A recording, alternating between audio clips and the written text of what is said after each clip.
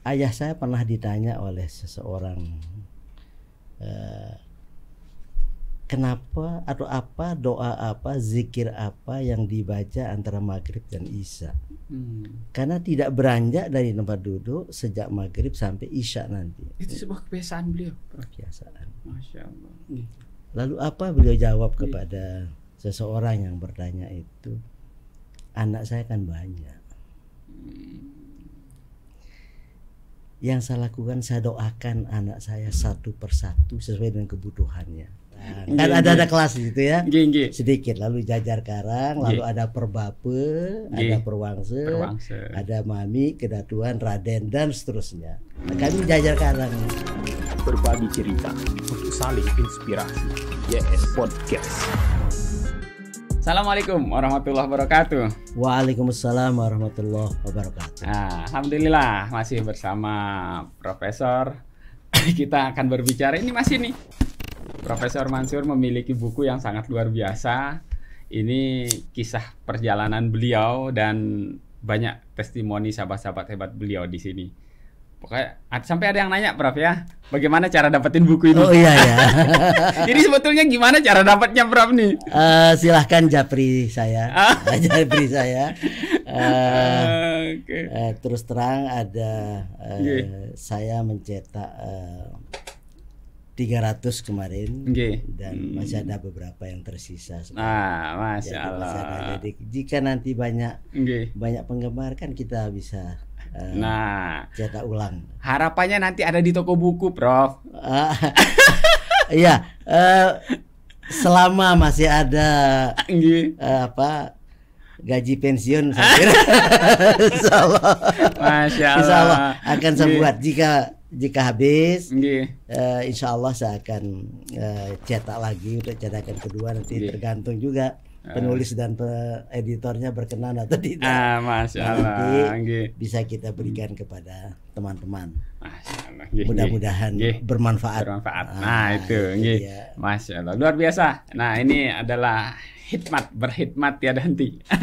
Ini yang terus dilakukan oleh Profesor Mansur. Prof, ada di bagian yang menurut saya ini perlu kita ketahui sebagai anak-anak. Iya. Ini judulnya merasa mendapatkan tempat khusus di hati ayahanda. Ini kan pasti ada sesuatu ini, kedekatan. Kalau yang baca di sini memang kedekatan Prof ini memang sejak kecil. Kalau di Jawa yang ngintili ya. Ngintil.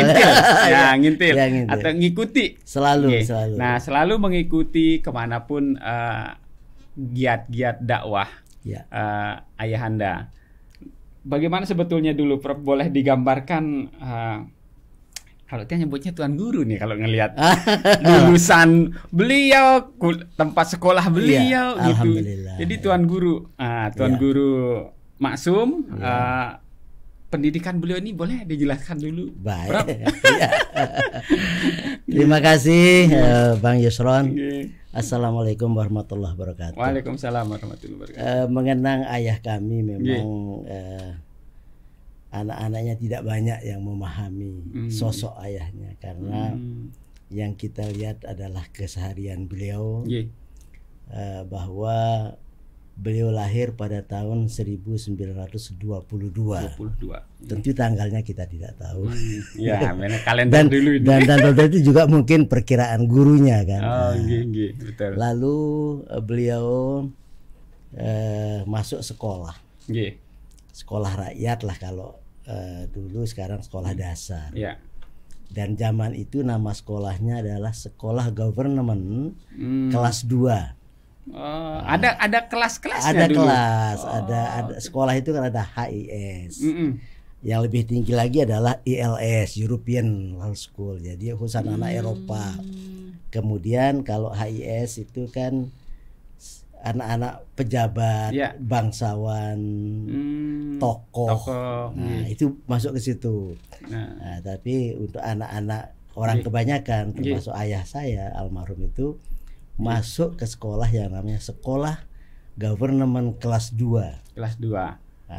Oke, lokasi sekolahnya itu di mana, Prof? Disebut di ijazah beliau, di tanda tamat beliau itu di Distrik Sakre. Distrik Sakra. Kedistrikan Sakra. Oh. Berarti dulu hanya ada satu sekolah di satu kedistrikan. Nggih. Gambaran saya. Nggih. Lalu ada 3 macam. Nggih. Dia sebut pangkat di situ, Pangkat, tapi ya. mungkin sekarang level atau tingkat.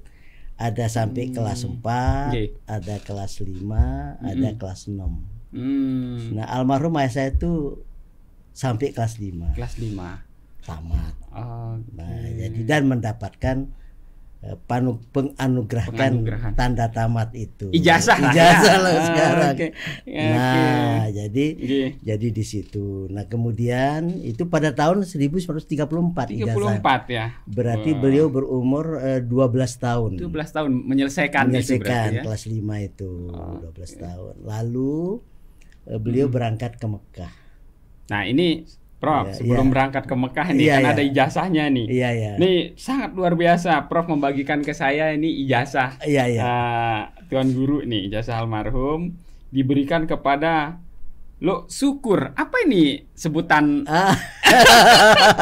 Diberikan kepada lo syukur anak Haji Muhammad Nur. Muhammad Nur. Ya. Ya. Nah, ini sebutan apa ini sebetulnya kalau di saat itu, Prof? Jadi zaman itu Nggih. pemahaman saya Nggih. itu setiap anak Sasak Nggih. harus punya sebutan di depannya. Nggih, nggih. Jadi kita tahu atau bukan hanya anak tapi orang pun. Ya. Jadi lalu kita tahu ada Raden, Ya, ada nggih. Datu, ada lalu itu yang bujang. Nggih. Nah, orang kebanyakan itu mendapatkan sebutan lo Ya. zaman itu. Nggih. Dan sampai sekarang di tempat disebut lo. Nah, contoh Nggih. mantan Bupati Lombok Timur Ali bin Ali bin Dahlan. Dahlan. Anaknya Ya. disebut lo juga, gitu kan. Jadi ingat waktu pertemuan. Nah, Nggih. ayah saya namanya Abdul Syukur. Nggih. Nama CMB-nya Abdul Syukur Nggih. oleh kakek saya Nggih. Haji Muhammad Nur. Nah, Nah, tetapi di sekolah karena Nggih. harus punya sebutan, ya. jadi lo syukur. Lo syukur. Nah, Nggih. lalu itu artinya bahwa ya kami orang kebanyakan gitu lah. Nggih. Kalau istilah Sasak itu Nggih. kami ini orang jajar karang. Jajar Karang. jadi jajar karang. Kan Nggih, ada kelas gitu ya. Nggih, nggih. Sedikit lalu jajar karang, lalu Nggih. ada Perbape, Nggih. ada Perwangse, Perwangse. ada Mami, Kedatuan, Raden dan seterusnya. Nah, Hmm. kami ini jajar karang ini. Masya Nah, Allah. jadi Nggih. orang kebanyakan sebenarnya. Lalu ayah saya dipakaikan nama Lo. Lo. Syukur. Oke, syukur. Nah, luar biasa. Nah, ini dapat penjelasan luar biasa ini ya. iya, Jadi iya. adik-adik, nah sahabat yang ada kata lo itu ternyata itu ya, itu ya, artinya. ya. Ya, kemudian tamat di situ, Prof. Kemudian langsung melanjutkan pada berarti usia 13 tahun itu sudah Beliau menikah dulu. nggih. Menikah dulu, Nggih. lalu lahirlah kakak-kakak saya Nggih. pada tahun 39 Nggih. ya. Kemudian tahun 41, 43 lahir 3 kakak-kakak saya. Nggih. Lalu beliau ke Mekah Nggih. melanjutkan. Nah, melanjutkan studi ke Mekah. ngaji. Nggih. Ngaji di namanya Madrasah Diniyah Darul Ulum Darul Ulum. 3 tahun. 3 tahun beliau di sana. Nanti kita lihat seperti apa sekolah Darul Ulum itu. Nggih. Konon banyak tokoh-tokoh dari Indonesia sekolahnya di situ. Siapa aja dulu yang sebantaran beliau yang saat itu belajar ke sana? Yang saya tahu guru beliau yang Nggih. di Lombok Timur, Tuan Guru Haji Abu Bakar Gerumus. Itu guru beliau. Nggih. Jadi guru beliau itu Nggih. selain dari Mekah lalu berguru pada Tuan Guru Haji Abu Bakar Gerumus. Nggih. Nah ini Tuan Guru Haji Bakar ini juga selain Tuan Guru Nggih. orang yang sangat terkenal. Nggih. Lah. Lalu konon ayah saya sebagai murid. Murid yang Nggih. tanda petik ya, Ya. murid yang disayangi oleh beliau. Masya Allah. Dalam salah satu cerita dari murid ayah saya, ada 2 orang murid, namanya Haji Hasan dari Tampe dan lalu Masde dari Grumus. Ini cucunya Abu Bakar ini. Mengatakan bahwa ayah saya itu termasuk kadernya. Zaman sekarang ini kader Tuan Guru Haji Abu Bakar. Sehingga di Mekah 3 tahun. Nah, konon menurut kedua orang ini, mengapa beliau cepat pulang? Ya, 3 tahun. 3 tahun kan terlalu cepat, singkat. Nah, waktu itu almarhum papu saya, yang namanya Inak Nurijah, sudah kangen sekali sama anaknya. Nggak bisa pisah jauh ini. Sudah 3 tahun kan. Lalu papu saya almarhum Inak Nurijah ini minta supaya ayah saya pulang. Nah, ayah saya bilang sama gurunya, mudirnya di situ ya, begini kalau gitu kamu pulang, berbakti kepada orang tuamu, ilmumu sudah cukup, kira-kira begitu. Berbakti kepada orang tua. Dan belum dapat ijazah dari sana. Dapat ijazah. Jadi dapat ijazah selama 3 tahun ngaji sekolah itu dapat ijazah. Jadi masih ada dokumen ijazahnya berbahasa Arab. Nanti izin kita tampilkan. Siap. Prof, silakan. Ya, kita cuplik ijazah almarhum bisa. Selama pendidikan di sana. Kemudian beliau pulang. Lalu mulai ngaji. Nah, mulai ngaji. Nah, ini yang unik. Tapi sebelum itu, unik ceritanya. Sebelum itu begitu pulang di Mekah, itu bersamaan dengan seseorang yang namanya Haji Maliki. Dari Sakre. Lalu terjadilah pembicaraan antara Abdul Syukur ini yang jadi Haji Maksum dengan Haji Maliki. Tahunya Haji Maliki punya anak perempuan. Pulang mereka dari Mekah, dinikahkanlah oleh Ramlah dengan Ramlah. Ramlah inilah yang menjadi ibu saya. Jadi karir itu mulai dari situ. Lalu jadi itu terjadi perkawinan itu kalau tidak salah tahun 30 tahun 40 berapa itu, 47 atau berapa itu. Jadi dibidik dari Mekah. Luar biasa. Keperundung istilahnya. Kan di dalam istilah Sasak ada perundung. Artinya dijodoh-jodohkan. Dan ada lagi diperkus. Dikawin paksa kalau itu. Jadi istilah-istilah itu. Jadi lalu menjawab yang tadi, mulailah mengajar ngaji. Nah, ngajar ngajinya di rumah. Atau pergi ke masjid-masjid dari kampung ke kampung, dari desa ke desa. Nah, belakangan setelah saya akan ceritakan nanti, saya ikut. Nah, ini sebagai anak ya. Sebagai anak. Nah, sesuai dengan judulnya ini. Kan jadi tempat khusus di hati ayahanda ini kan karena sering nempel nih. Saya nempel. Sering ikut. Ya, ngintil. Kemana ayah ikut. Jadi sampai ikut beliau berdakwah ke Janeprie, ke daerah-daerah Beleke, Sukerare, namanya juga ada Londar, kampung-kampung itu sampai sekarang. Murid-murid beliau yang ada di kampung masih nyambung, ingat. Dengan Haji Maksum. Karena beliau kan orang-orang nyebutnya Tuan Guru, tapi ayah saya dalam setiap dokumen tidak ada satupun yang menyebutkan bahwa beliau itu Tuan Guru. Tidak ada. Nggak ada ya. Jadi cukup Haji Maksum. Ya. Ketika beliau menjadi kepala desa, ya dalam SK-nya juga Haji Maksum. Menandatangani dokumennya Haji Maksum. Nah, dalam kegiatan dakwahnya ini, Prof. Ya. Jadi pasti setiap Tuan Guru kan memiliki ciri khas, memiliki cara tersendiri. Bahkan dalam setiap kali pembukaan ceramah beliau kan ada semacam ciri khas. Nah, apa yang kira-kira Prof ingat betul yang menjadi ciri khas almarhum dulu ketika berceramah, masa kecilnya ini? Jadi beliau itu di dalam berceramah itu sering ya, tidak selalu, sering mengedepankan mengajar orang mengenai fikih. Beliau dikenang oleh orang-orang muridnya sebagai ahli nahwu, syaraf. Kemudian sangat kuat di dalam falak, ilmu falaknya. Jadi sampai menentukan Ramadan, itu semua beliau. Beliau punya papan namanya buruk. Buruk seperempat lingkaran.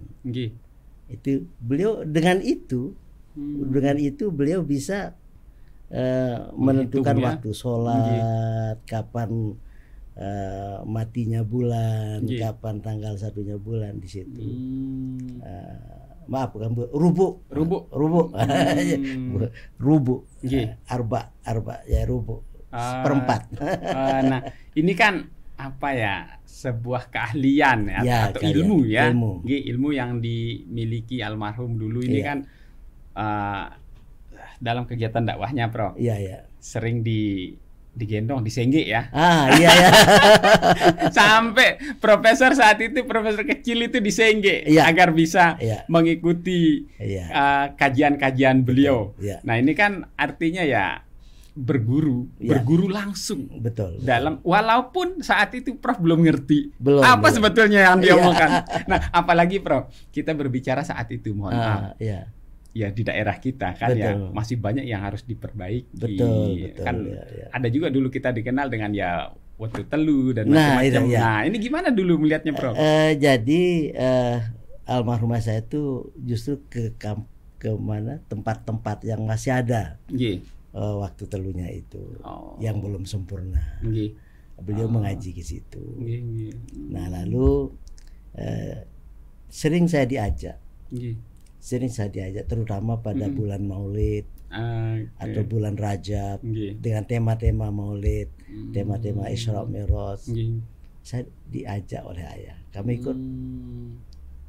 Ya, sebab dulu itu kalau sudah bilang ikut tidak ada alasan apapun, tidak ada mau belajar, mau ini. Bolos jadinya ngajinya.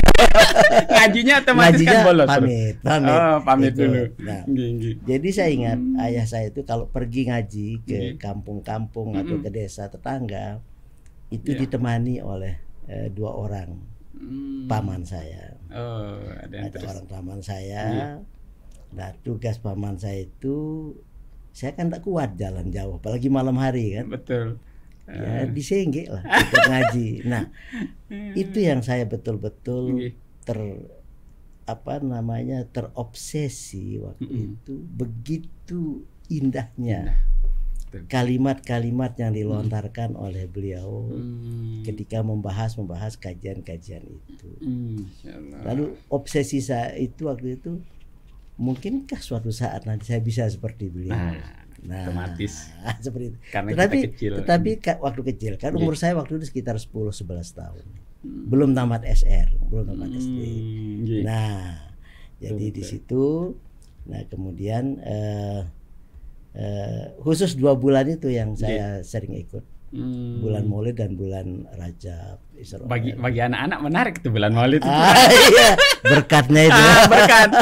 Betul. Berkatnya itu banyak itu ya. Oke, Prof, dalam sekian kali mendampingi Tuan Guru dulu berdakwah keliling dari kampung ke kampung. Ini kan mohon maaf, tidak semua tempat itu ada disambut. Kan pasti ada tantangan tuh seorang pendakwah, dai ya. Ada saja tantangannya. Kira-kira saat itu kalau secara general, apakah Tuan Guru diterima secara utuh kemanapun beliau pergi itu? Alhamdulillah, waktu tidak ada resistensi karena memang beliau diminta. Jadi masyarakat mengundang beliau untuk memberikan uraian, ceramah tentang tema-tema tertentu. Nah, jadi tidak ada resistensi. Karena mungkin waktu itu sudah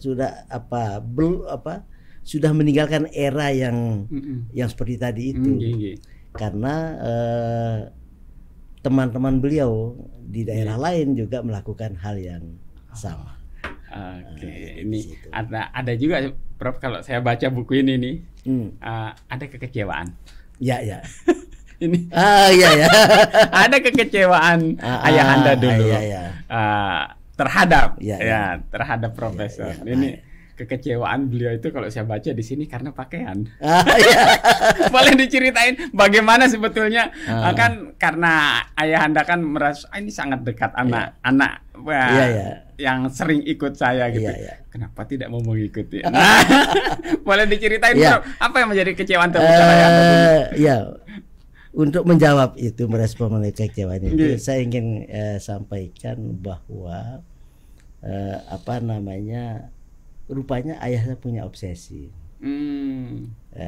Dalam episode sebelumnya sudah saya ceritakan, saya harusnya masuk muallimin di rekomendasi itu tertolak.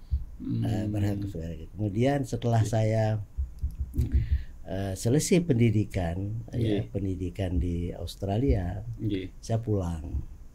Lalu setahun setelah itu saya minta izin kepada beliau. Saya minta izin untuk ada kursus di Filipina, di IRI, International Rice Research Institute, selama 2 bulan. Tidak diizinkan saya. Kata-kata beliau, cukup sudah. Kenapa kamu tidak perdalam? Itulah, suruh ngaji lagi. Saya ngaji, lalu kamu pergi tunaikan ibadah haji. Itu obsesi. Nah, itu kejadian tahun 89. Terus tahun 90 setiap musim haji saya ditanya, kapan kamu berangkat? Nah, tahun 91 ditanya lagi, 92 ditanya lagi. Nah, ingat saya tahun 91 saya jawab belum cukup uangnya. Ya, kata saya. 92 ditanya lagi, belum cukup. Untuk sendiri saja berangkat duluan lah. Istrimu belakangan. Selalu itu tiap musim haji. Nah, setelah tahun 92 itu, karena kebutuhan duniawi itu kan saya kedepankan beli mobil bekas dulu kan. Yang ceritanya kemarin perlu logistik itu kan. Betul. Saya beli mobil karena ya kebutuhan. Saya bawa pulang kampung. Ayah saya diem. Satu saja dia tanya, itu mobilnya siapa? Mobil Tiang, baru Tiang beli. Diem. Lalu ibu saya, ibu Sambung, tidak terek lah cari makin ini. Bisi saya, kecewa bapakmu, kenapa kamu beli mobil dulu, tidak mendahulukan ke Mekah. Harga mobil itu dulu bisa berangkat Mekah berdua sebetulnya. 11,5 juta waktu itu. Tapi alhamdulillah tahun 94 akhirnya saya berangkat. Alhamdulillah akhirnya berdua. Tertunaikan. Nah, seperti lazimnya saya bepergian kemana saja. Nah, pulang dari Mekah saya anggap biasa, pakai celana panjang biasa, jeans waktu itu. Pakai kemeja, dari Australia saya. Kemeja lengan pendek, terus pakai topi hitam. Dijemput oleh beliau di Rembige. Rembige. Kami perlukan, terus diam beliau. Sampai rumah di Jalan Pemuda, habis makan siang untuk zuhur berjamaah, saya diminta berdoa. Saya mau pulang katanya. Belum cerita kita Mekah ini. Saya mau pulang kata beliau. Jadi ekspresi kekecewaan itu nyata betul. Ya? Tapi saya nggak ngeh waktu itu. Saya pikir biasa lah. Beliau pulang, kakak saya yang tertua itu bisik ke saya, tahu kenapa bapak pulang? Enggak. Angkat mendienta mulai leman Mekah. Seperti itulah jadi. Betul. Pulang dari Mekah kok dengan busana seperti itu. Bayangan ayah saya pulang itu ya pakai gamis, pakai sorban, pakai egal. Itu yang lakukan sebenarnya busana Arab. Sekarang itu busana Arab kan. Itu hari Kamis saya pulang. Lalu hari Jumat, Bismillah saya pulang. Saya beli satu gamis itu, saya beli sorban, saya pakai, turun dari mobil, langsung asa keluar meluk saya. Hari Jumat berikutnya. Nah, jadi rupanya bagi beliau itu untuk saat itu mungkin pemikiran beliau oleh leman Mekah maka mararur leman Australia. Angkat darah perubahan. Darah perubahan. Nah, itu kekecewaan beliau. Karena memang beliau itu saya merasa itu ada atensi khusus dari beliau. Tadi saya diajak ngaji, disengge oleh pengabih beliau. Kemudian yang saya rasakan istimewa kan waktu itu ayah saya poligami ya, saya ulangi lagi. Saat saya SD kelas 4-5 itu 4 istri ayah saya. Nah setiap begilir nimbang ke ibu itu saya diajak. Saya diajak. Jadi tahu yang lain-lain dekat. Nah belakangan baru saya rasakan, jadi itu untuk mendekatkan saya dengan adik-adik saya yang lain ibu. Dan itu yang membekas sekarang. Karena masa kecil kami itu bersama. Kan tinggal di gubuk dusun yang berbeda.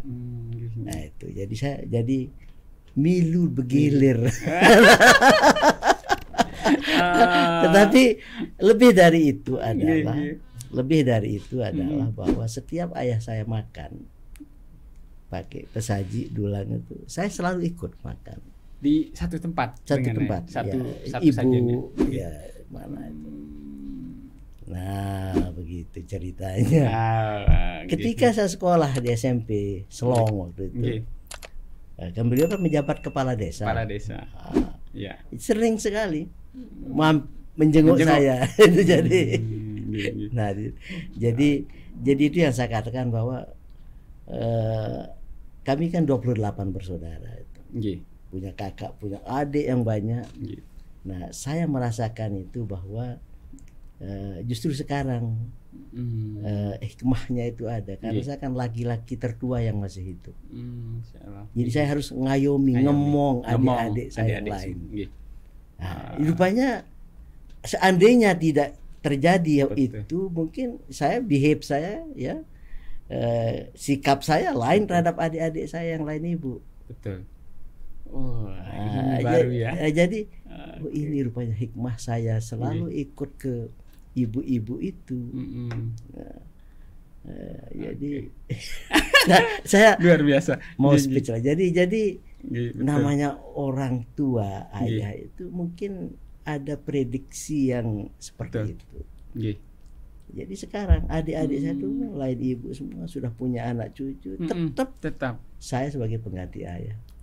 Masya Allah, berarti ya memang ada prediksi, kayaknya punya visi ke depan kayaknya ini nanti yang bisa ngomong adik-adik saudaranya yang lain, sehingga memang diperlakukan ya mohon maaf agak berbeda sedikit gitu, diajak ke semua ibu gitu kan. Ini saya menghindari, makanya saya merasa bukan saya klaim ayah saya memberikan perlakuan khusus. Sebab tidak enak dengan adik-adik saya kan. Tidak enak dengan kakak-kakak saya. Makanya saya yang merasa punya. Tetapi kalau bahasa transparansinya ya treatmentnya memang lain. Jadi sangat luar biasa, Prof. Jadi dari kalau di bukunya ini 2 halaman lah, 2 lembar, tapi bisa kita jadikan perbincangan yang sangat luar biasa. Terima kasih. ini karena mengalir begitu saja, Prof. Prof, closing statement untuk part ini, bagaimana sebetulnya menilai ketika dulu kan kita jadi anak-anak yang mengikuti orang tua, jadi kan ada kebanggaan tersendiri. Di tengah sekarang, nah ini kan zamannya berbeda, Prof. Zaman sekarang digitalisasi, anak-anak lebih dekat dengan gadgetnya, kan ini menjadi kontradiktif dengan kondisi yang Prof masa kecil. Nah, orang tua sibuk bekerja, dan mohon maaf kalau dulu kan Prof nih bekerjanya ayahanda ya bisa diikutin karena beliau berdakwah gitu. Nah kalau melihat sekarang Prof, apa sebetulnya yang perlu dilakukan ini? Baik sebagai, kalau kata lagu ini ada papa-papa muda, ada orang-orang tua muda ini, untuk pendidikan karakter anaknya, sehingga ada yang saya lihat ini Prof. Jadi mewariskan nilai-nilai keteladanan itu melalui cara tersendiri. Tidak menggurui langsung, nanti kalau kamu besar kamu harus gini-gini. Kan enggak, ayahanda itu. Tapi dengan yang dia lakukan, dia berharap suatu saat, nanti kalau Mansur udah besar, Mansur harus seperti ini. Kan orang-orang seperti itu pesannya Prof. Gimana Prof? Bisa menghadap kamera ini Prof, untuk bapak-bapak muda, orang-orang tua muda ini, silakan. Iya, baik. Satu yang barangkali papa-papa muda ya, anak-anak saya yang saya sayangi semua, bahwa yang paling penting adalah bagaimana mendidik anak-anak di rumah.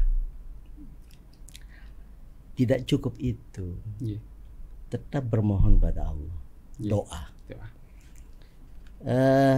Ayah saya pernah ditanya oleh seseorang, kenapa atau apa, doa apa, zikir apa yang dibaca antara maghrib dan isya? Karena tidak beranjak dari tempat duduk sejak maghrib sampai isya nanti. Itu sebuah kebiasaan beliau. Kebiasaan. Masya Allah. Lalu apa beliau jawab kepada seseorang yang bertanya itu? Anak saya kan banyak. Yang saya lakukan, saya doakan anak saya satu persatu sesuai dengan kebutuhannya. Masya Allah. Anak saya yang ini sedang punya masalah, saya doakan keluar dari masalah.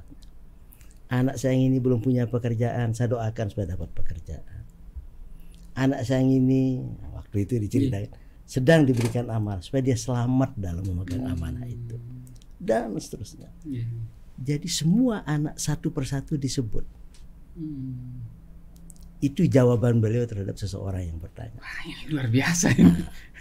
Jadi kita kan, pernahkah kita duduk bermunajat kepada Allah?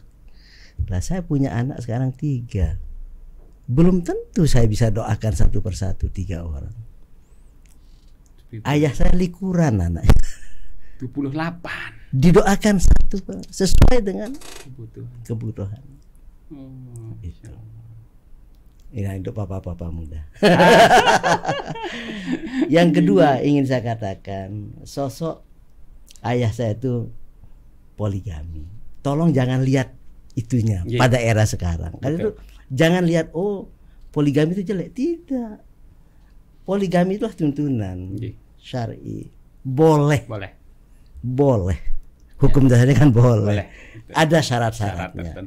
Nah, jangan lihat begitu orang poligami lalu jelek, tidak. Jadi dengan poligami itulah ya ayah saya bisa melahirkan sekian banyak anak, keturunan. Cucunya 86. Itu yang mendoakan beliau, itu yang beraktivitas di masyarakat. Cucu yang 86 ini sekarang. Cicitnya sudah berapa? Itu kan masih terkait dengan ini.